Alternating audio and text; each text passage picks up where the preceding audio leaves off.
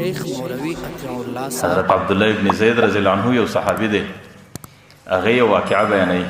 د هر قسمه بیانونو ترلاسه هغه یو ورځ د شپې شپه ده کولو لپاره او د تروژمۍ شپه ده او تاریکه شپه موږ ده. چینلونه درسره جوین او چې کله د کوره څخه مدینه منوره کې راووتم نو د مدینې په یو طرف کې یو ادره ده.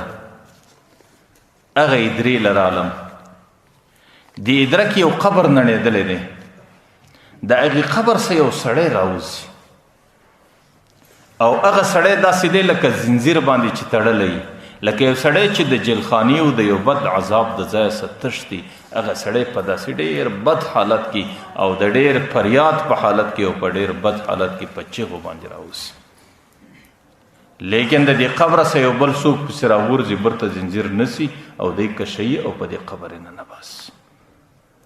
زما په دې باندې سر خلاص و چې دا سړی ګناهګاره دی، د قبر سره راغورځي او هغه در شا چور پسې راوغورځېدل. هغه ملایکه ده چې کومه ملایکه دته په قبر کې عذاب ورکړي. وایي دا منظر چې مولي دی باره مې زړه دا وغوښتی چې دې قبر ته لږ ودرېږم چې دې قبر کې نور څه پېښېږي.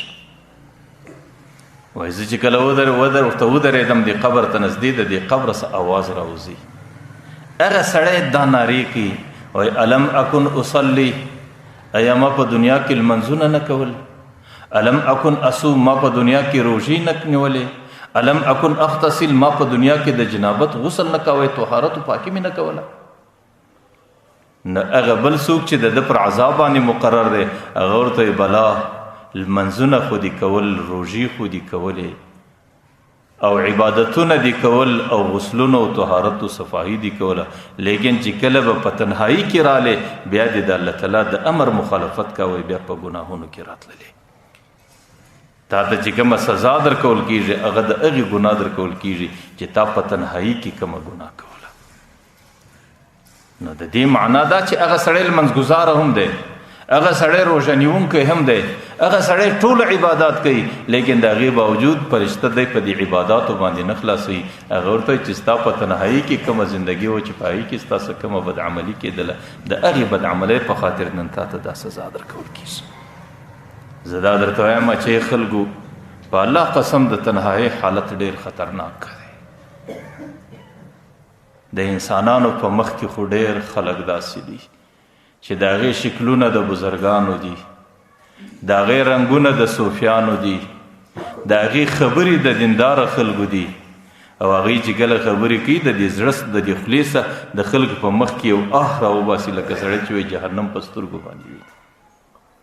لیکن هغه غریب خپله تنهایي چې سره یوازې سي او چې بیا دی و ټلیفون خپله ګناه او ترتیب ول خلاص سي، بیا هغه غریب په داسې ګناه کې راسي چې شیطان د ده د دې ګناه څخه شرمېږي.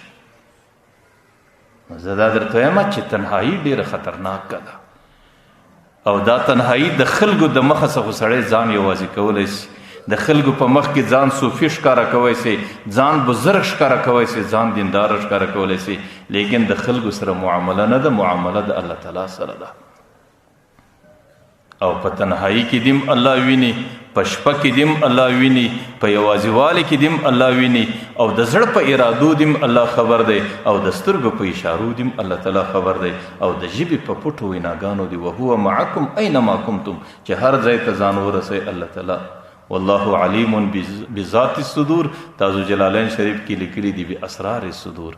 الله تعالی د انسانانو د دې سینو په رازو باندې خبر دی.